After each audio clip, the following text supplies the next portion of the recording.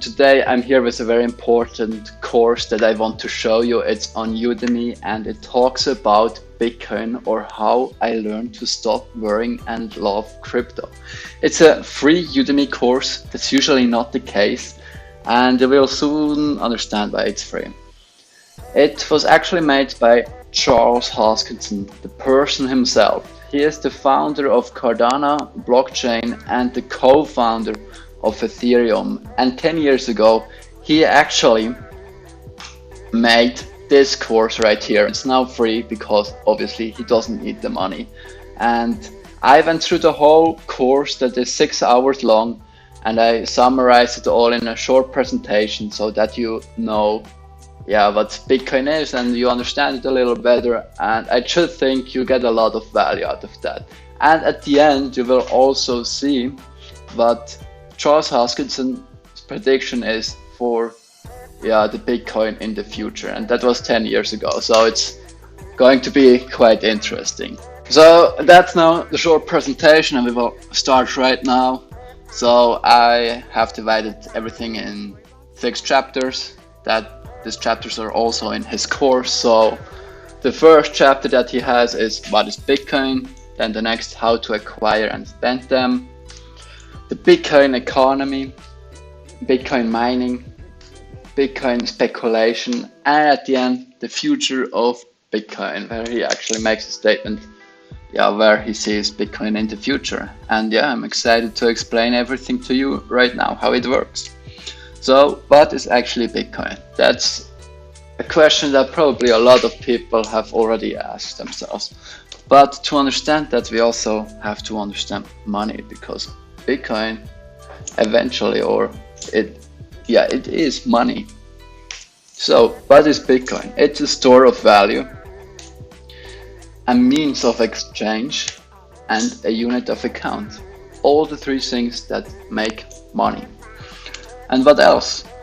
Bitcoin, the problem with normal money. The reason why actually Bitcoin got invented, the story behind it, and we will go deeper into that in this short video, is that people did not really trust the banks and the national systems, how they regulate the money, because a small group of people do have a lot of power.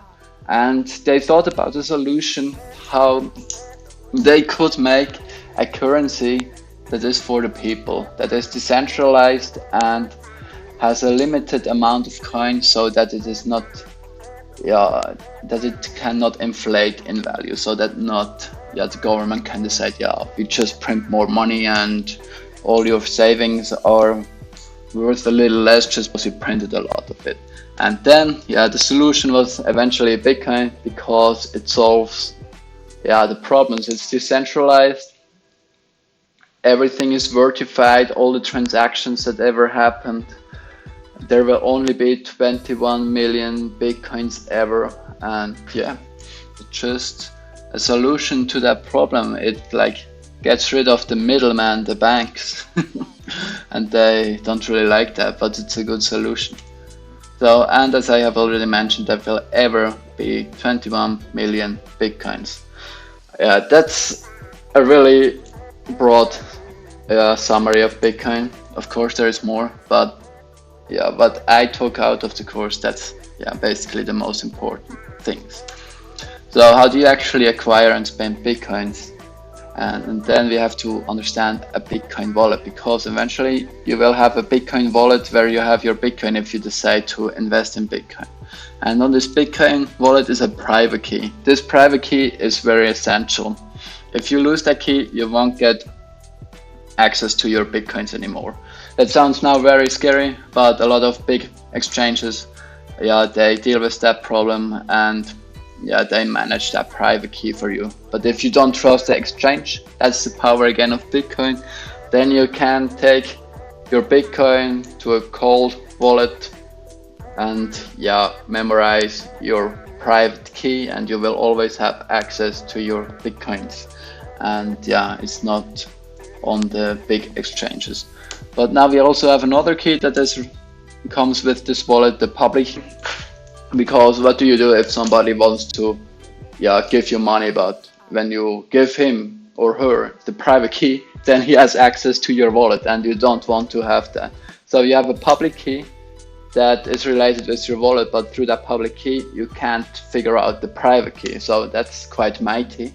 And yeah, if you want to collect some Bitcoin, then you just give that to your friends or to whoever wants to give you some Bitcoin, and then they can give you some. And now, how do you acquire them? You can buy Bitcoin now on the biggest exchanges like Binance or Coinbase. There are a lot of other exchanges, and you basically spend them through you send Bitcoins to another wallet, and then you need the public key to actually send it. It's quite simple. So that's how you do it. The Bitcoin economy, I have touched on it a little bit, and there's a fancy word, the oligarchiness. And there's high and low oligarchiness.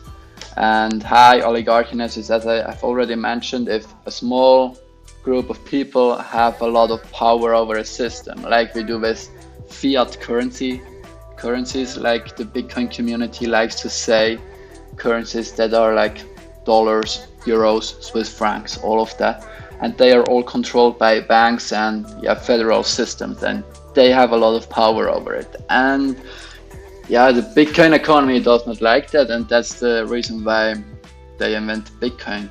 But we have to say, initially, the oligarchiness of Bitcoin was also very, very high, because only a few people actually owned Bitcoin.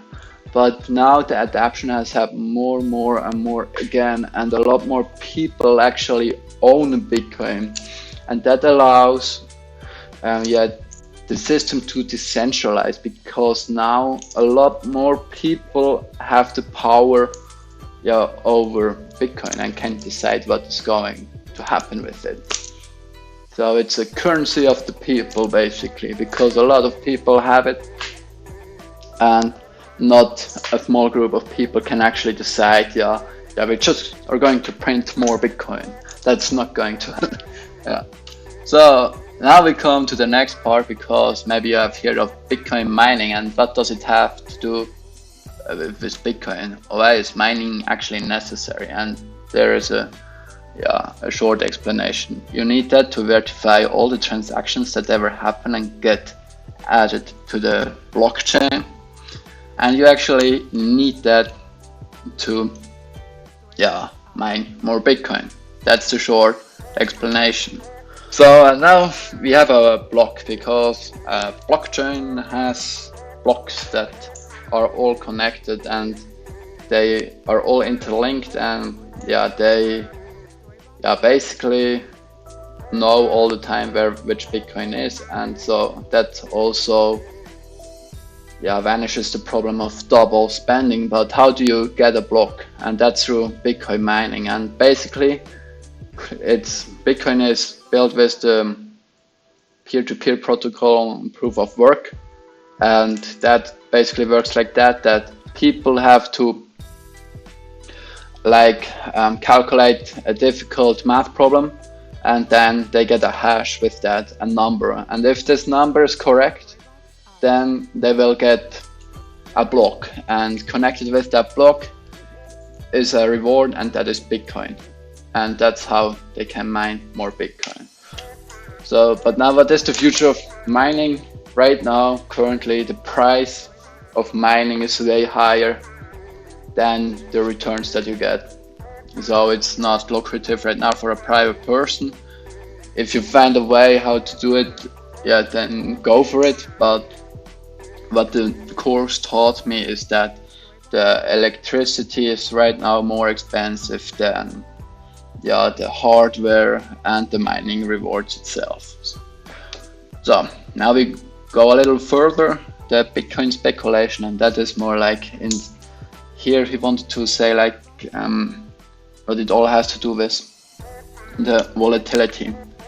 And because, as you might already know, Bitcoin is really volatile. 10 years ago it was even more volatile, because when you have a little market, then if a big whale or somebody with a lot of money comes in and buys a lot, then the prices go up extremely high. and if he sells then a lot, then they will drop a lot.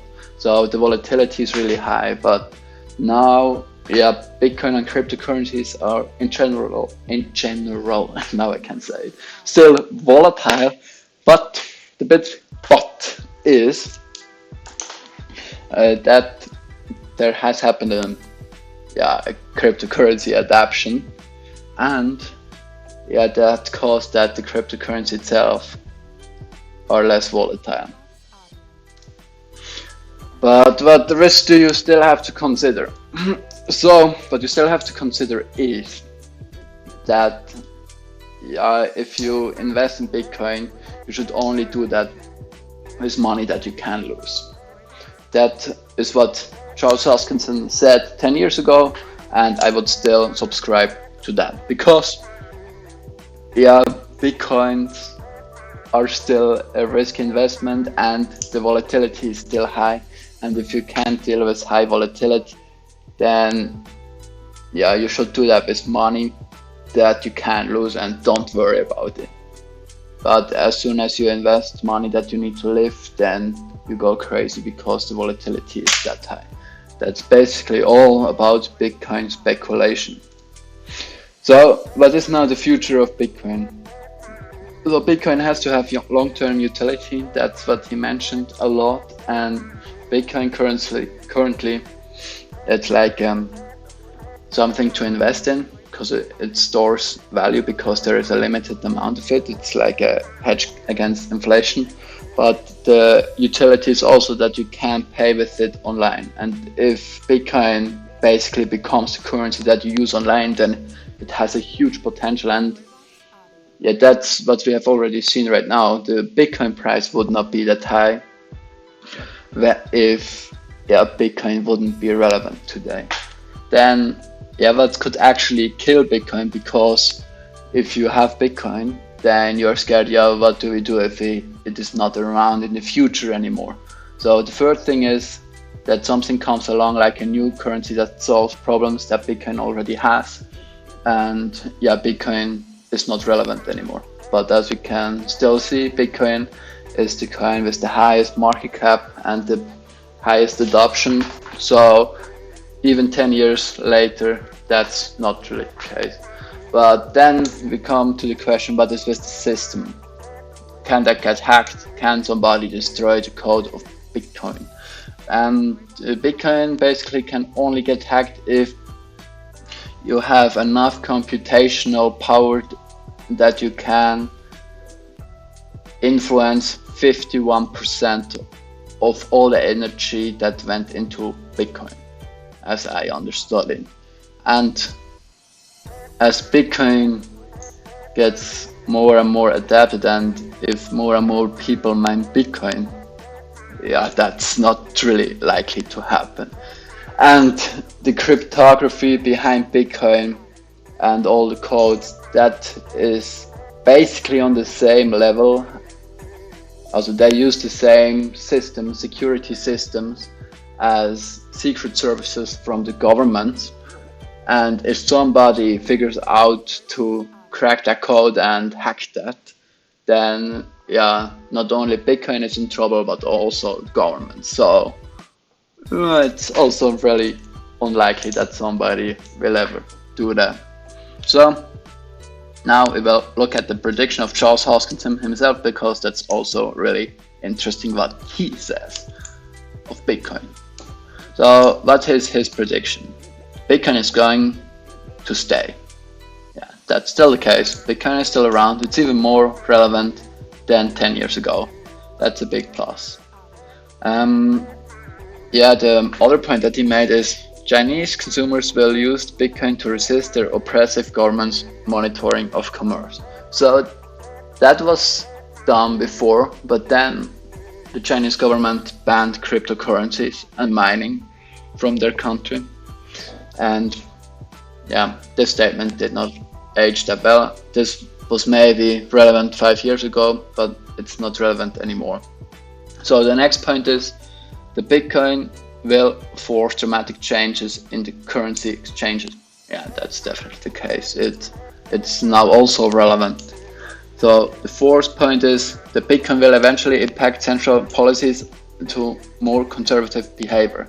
So what is happening right now is that, wait a minute, central banks, they have to consider Bitcoin, and they don't really like it because now they have a lot of power, as we have seen before.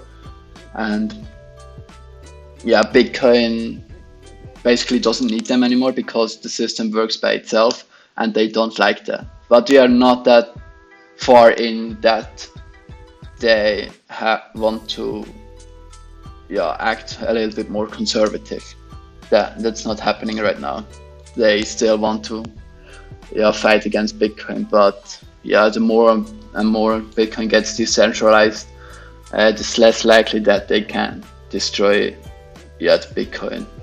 Because if like America says, we are not going to use Bitcoin, then another country says, we still use Bitcoin, and Bitcoin is still here. So it's basically not possible. So now the next point is, even if another currency is developed to replace the Bitcoin will be difficult to kill unless those with Bitcoin holdings are able to exchange them for the new money. So I have already touched on that a little bit. Bitcoin is still the most relevant currency on the market, the crypto market. So that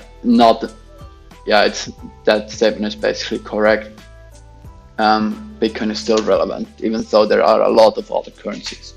And the last one, the long-term value of Bitcoin over the next 10 years will be in the tens of billions, and that's correct. It was a big statement, but it's correct. And I find that quite amazing that he could basically predict that. So, if you now liked all the input that I've made, then subscribe to this channel, because I will talk and cover more of those subjects around Bitcoin, what it is, how to use it, and how to feel safe with it. And we will see us in the next videos. Bye guys.